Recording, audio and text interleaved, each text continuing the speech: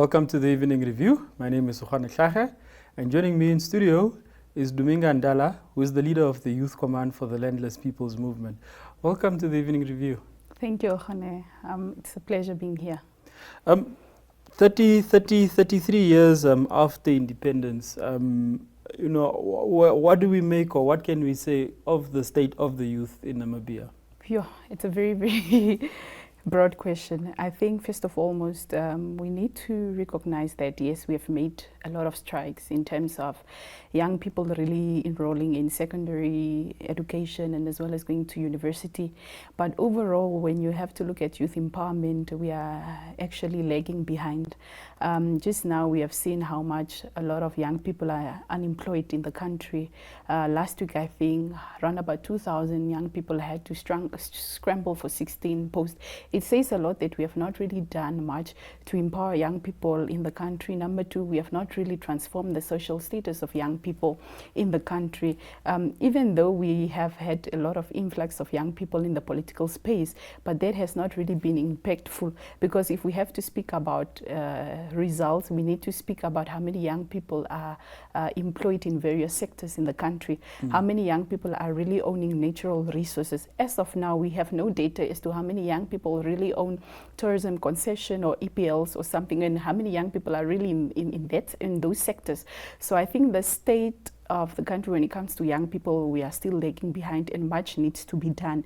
And I think as a young person or as a young leader, we are really tired of hearing themes after theme, whether it's pro-poor, pro-youth, pro-what. I think it's high time that really those in leadership position or those that are in position of power really go back to the drawing board and come up with policies that will empower young people in totality. Really come up with programs that will see that a lot of young people are empowered, they are employed, and they are able to really change the status quo of the country. You've touched on this issue where 2,000 people had to look for work or had to line up for work at a certain establishment in Khomasdal.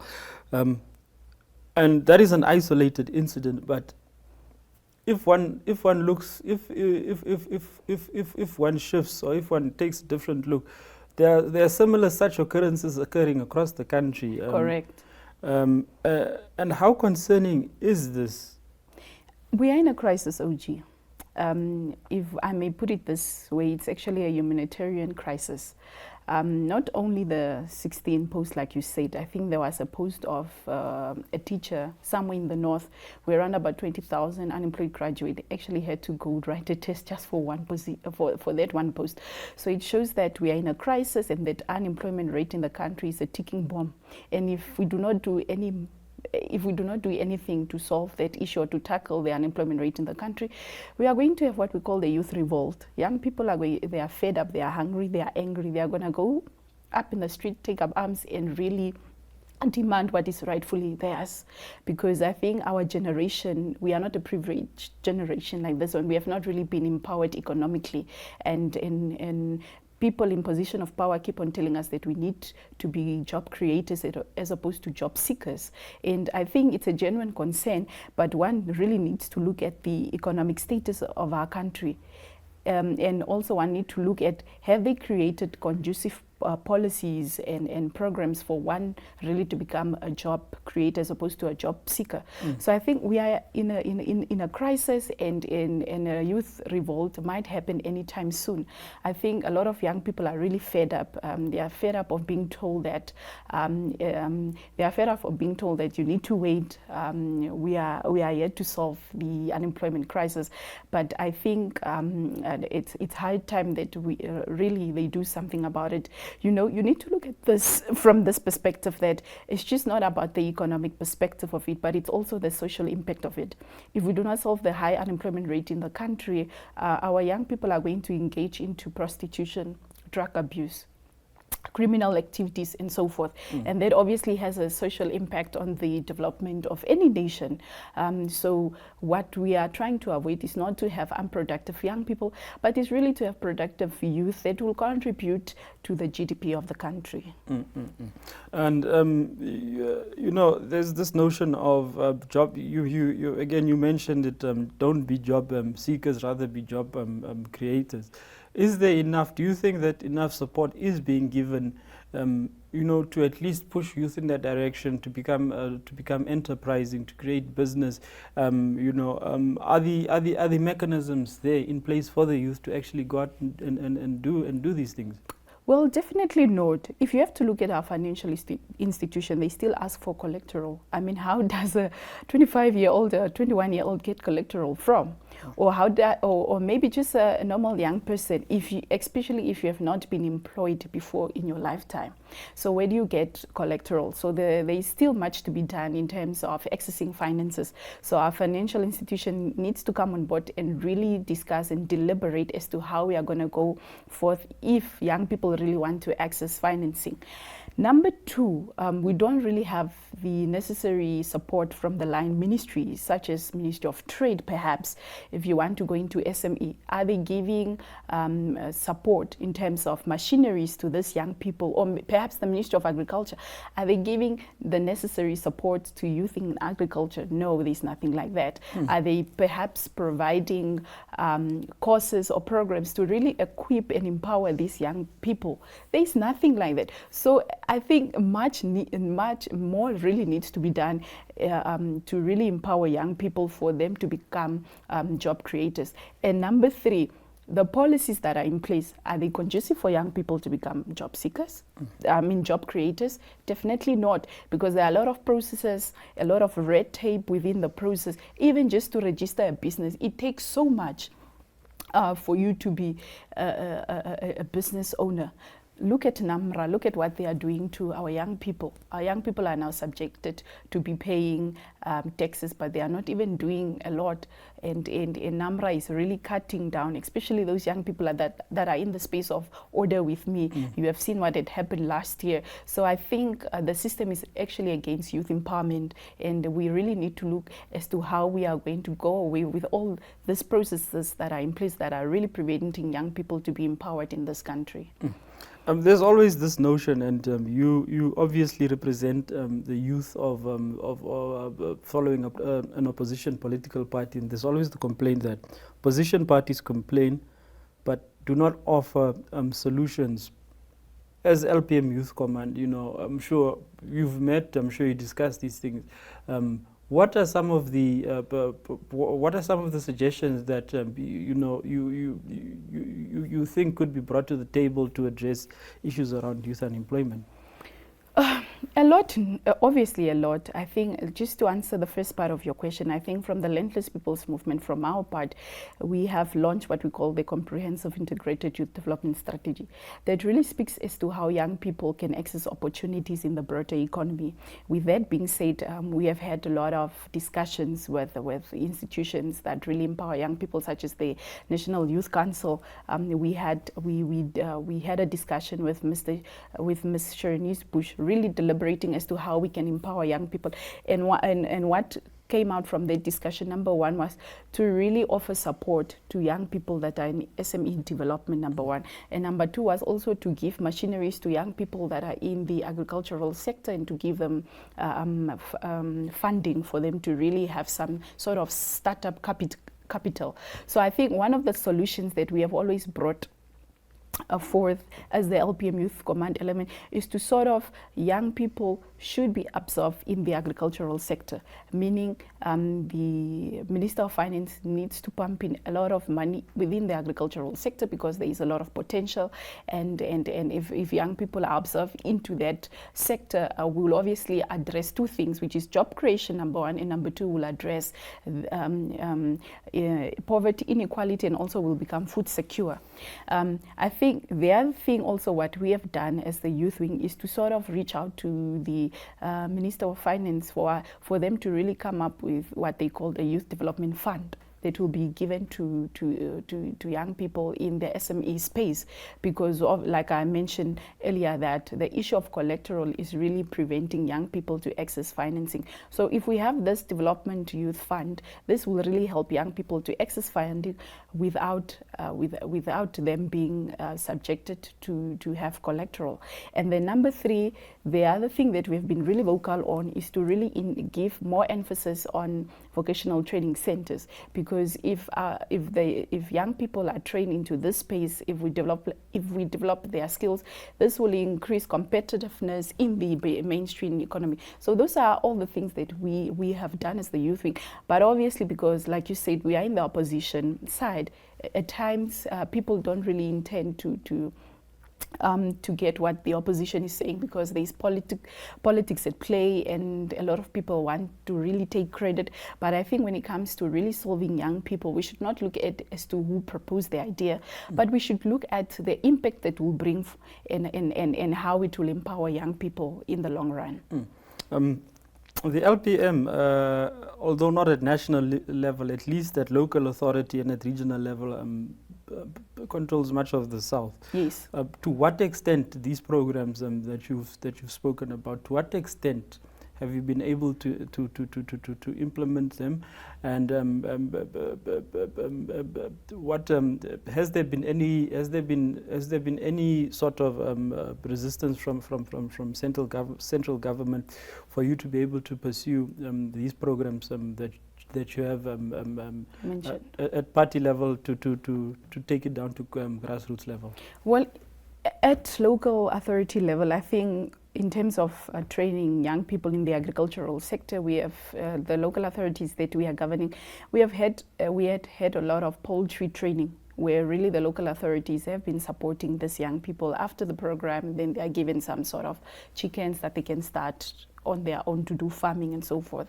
And I think there has been resistance, yes, from the national government to sort of provide funding, because one thing you need to realize is the local authority councils, although they have their own budget, the budget still comes from central government. So obviously if they give proposal, central government still scrutinize their budget as to what is this for, how are you going to use it for, and why do you need so much money for this, you understand? So obviously, like I said, there is a lot of politics at play, and there is a lot of resistance at play. But what we have really done at local authority level is to really instruct our representatives in government to really come up with programs that will empower young people, whether it's into the agricultural space, whether it's into creative arts space, or whether it's in the education sector. I think you have read in the mainstream media that LPM is the only party, and it continues to be the only party that has really given scholarships to students to register. And we have done quite well. Last year we've done that,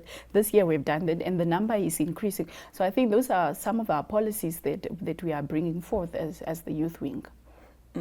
And then before we go for a break, just want to ask, the recently tabled budget by the finance minister, does it speak to the needs, just in brief, because I'd like to elaborate more on it after our break, does it speak to the needs of the youth? Definitely not. It's not a pro-youth budget. I think a lot of monies that has been allocated to various ministries is going to go to infrastructural development as opposed to programs that will really see the empowerment of young people in the country. Yes. Thank you. Do stay tuned. We'll be back shortly for more on youth matters after the break.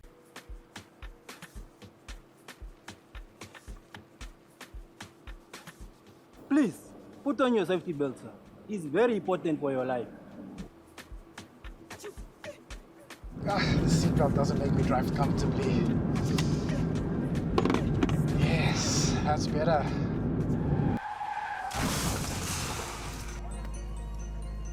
Please wear your seatbelt. I did not.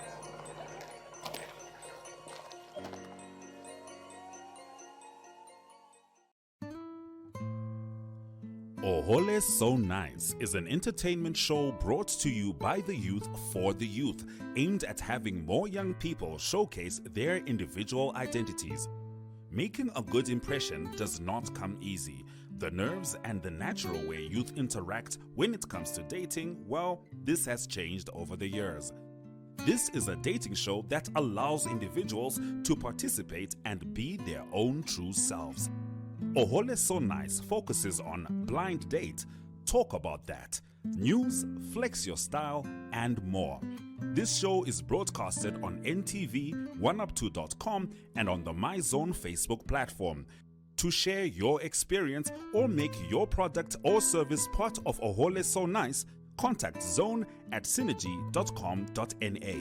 Ohole So Nice. because sabaweleng isn't enough.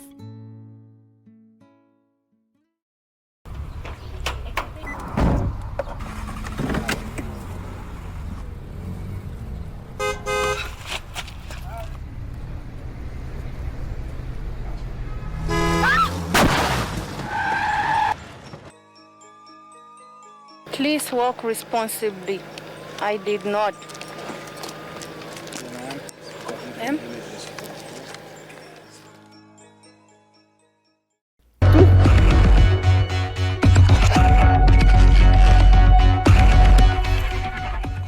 Welcome back to the Evening Review. Now, you've touched on the issue of the budget not being youth-centered. In your assessment, what do you think it could, or what do you feel it should have contained to sort of address the plight of young people in Namibia?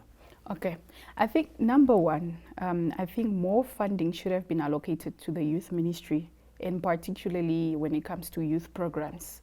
I think the NYC, the National Youth Council, always complain that the budget that they get really, it really goes to the staff members as opposed to programs that they have in place for young people. Hence, we're saying that at least more youth programs should be funded by the central government. If you have to scrutinize the budget, you have seen that there have really been a lot of exclusion from ordinary youth. I think the minister just made emphasis on vulnerable and orphans, and as well as and as well as pensioners. It then means that an ordinary young person is not included within that budget. So obviously there is that element of exclusion from an ordinary young person. And I think the ministry really should have really catered for the normal youth, especially now that we have seen that we have a high unemployment rate. Perhaps he should have introduced an unemployment grant, especially for young people that are unemployed. And obviously there should be strict modalities as to see how we are going to roll out that program. The problem in this country is there is just no class agenda as to how we are going to empower young people. There is no direct policies as to how many young people are we going to empower this year, or are we going to employ within various sectors for this year. There is no such plan. And also the national youth policy that is there does not really speak to empowering young people. It's really all over. It has really no class agenda. There's no direction as to how we are going to go about to really empower young people. So that is one issue. Another issue really, if we are really serious about industrializing our country, we should have really allocated more funding to the Ministry of Trade and Industry. Also, the young people will be absorbed, especially those that are in SME development or innovate or in the innovative space. But you have seen that how much money that was allocated to that ministry, and I think there are a lot, and also the agricultural sector, like I alluded earlier on. Agricultural sector is one of the sectors that is ripe and that we can really absorb a lot of young people on low wages. And so you have seen that not much emphasis have been made to that. So there's a lot of exclusion when it comes to young people in various ministry, and like I said, it's really not pro-youth. And then there's a sort of not a big elephant, but an elephant nevertheless in the room. And this is the Namibia Student Financial Assistance Fund, NASFAF. Latest figures show that it's owed $9 billion by students, quite a significant amount of money. Yes. And then on the one, and then you've got calls that from various youth groups that students who owe the fund money should not pay back. Now, if one has to look at the debt that is owed to NASFAF, are such calls really justifiable? Well, I think we need to provide context to such a call. The reason why a lot of youth formations or groups have said that the student that own money should not pay back, it's because the President of the Republic of Namibia, Dr. Gengop, in 2014 or 15 announced that all those loans will be turned into grants. So he's the head of state. We need to live up to his word, because he had I think he had echoed those words at the State of Nation address. So we are going to live by that commitment that students are not going to pay back the money, because it should be government's mandate to ensure that each and every Namibian student is educated and receives quality education. So with quality education, it obviously comes with funding. So it should be government's responsibility to really budget for these students, because a lot of the students are from poor backgrounds. A lot of the students are vulnerable students. And when you have to look at the unemployment rate currently in the country, do you really think it's possible for these students to pay back the loan? No. Where do they get the money from? They are unemployed. How are they going to pay back the loan? So NSFAF needs to come up with But it's better... not necessarily just students. It's also individuals who are gainfully employed that own NSFAF. Okay. I think we need to go back again. The thing with NSFAF does not really have proper modalities as to how the students should pay. You'll find a case scenario where we were both classmates in the same class and you are obliged or compelled to pay back your loan, but I also have the same loan and NSFAF does not really harass me to pay the loan. So why would you be compliant to pay the loan and I'm not compliant to pay the loan while we both had NSFAF loans and we both did the same course? So that's why I'm saying NSFAF should come up with a better modality as to how the students or people that are employed are going to pay back this money. But like I said, we are going to live by what Dr. Gengop has said, that all these loans are turned into grants. He's the head of state. We need to follow what he's saying. And then in closing, what is the message of the LPM youth on this Independence Day to the youth out there, irrespective of political party alliance? I think one thing we need to realize, we really respect and we acknowledge the zeal of the people that have really fought for independence, political independence. But I think from the youth perspective, there is really, really nothing to celebrate. How do we celebrate independence in a country where you have run about 46.1% unemployed youth? Why do you celebrate? How do you celebrate independence in a country where 200,000 or 1 million Namibians live in informal settlement? Why do you celebrate? Yes, we can celebrate political independence. We can celebrate the fact that we are able to speak freely and express our views. But in essence, what do we really celebrate? Even if we go to the independence celebration, we may enjoy the feast, but when we go back home, our troubles, poverty, still waiting for us there. Maybe my message would be, probably be that we still acknowledge the zeal that people have brought us, political independence, but I think much really needs to be done for us to bring about economic independence, to really empower all Namibians in the country. Thank you very much for joining us on the Evening Review. Thank you. Thank you for tuning in. Good night.